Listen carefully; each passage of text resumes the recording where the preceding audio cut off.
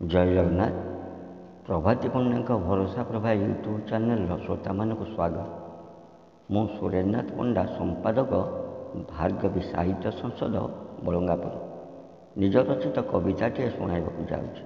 କବିତାର ଶୀର୍ଷକ ଗଛେ ବନ୍ଧା ରଜଦୋଳି। ସହରକୁ ଛାଡ଼ି ରଜ ପରବରେ ସାହି ଯାଇଥିଲା ବୁଲି, ଅଜାଘର ତାର ଦୂର ଗାଁଟିରେ ଖେଳିବାକୁ ରଜଦୋଳି।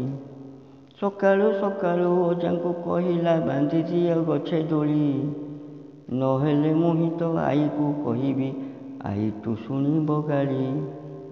ଆଈ କଥା ଶୁଣି ଅଜାଙ୍କ ମନରେ ପଶିଲା ଛାନିଆ ଜ୍ୱର, ତର ତର ହୋଇ ଉଠି ଆସିଲେ ସେ, ନକରି ଟିକେ ଉଛୁର।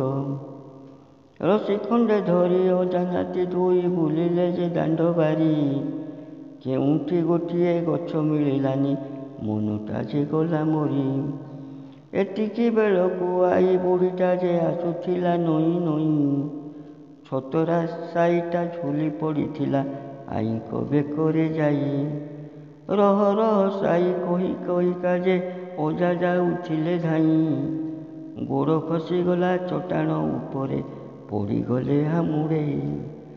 ଅଜା ଆଈଙ୍କୁ ଯେ ଧରାଧରି କରି ଉଠାଇଲା ନାତି ଟୋକା, ଗଛଟିଏ ପାଇଁ ଏତେ ଦଶା ହେଲା, କହୁଥିଲେ ଆଈ ଏକା। ବାଡ଼ି ପଟେ ଥିଲା ବରକୋଳି ଗଛ, ଫଳୁଥିଲା କେତେ କୋଳି, ତୁଚ୍ଛା କଥାଟାରେ କାଟି ଦେଇ ତୁମେ ଏବେ ହେଉଅଛ ଭାଳି।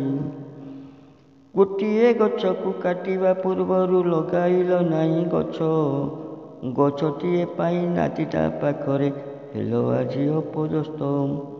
ଆସ ନାତି ପାଇଁ ଗଛ ଲଗାଇବା, ମାଟିରେ ଯେ ଗାତ ଖୋଳି, ବର୍ଷ କେତେଟାରେ ଗଛ ବଢ଼ିଗଲେ ସାଇ ମୋ ଖେଳିବ ଦୋଳି, ସାଇ ମୋ ଖେଳିବ ଦୋଳି।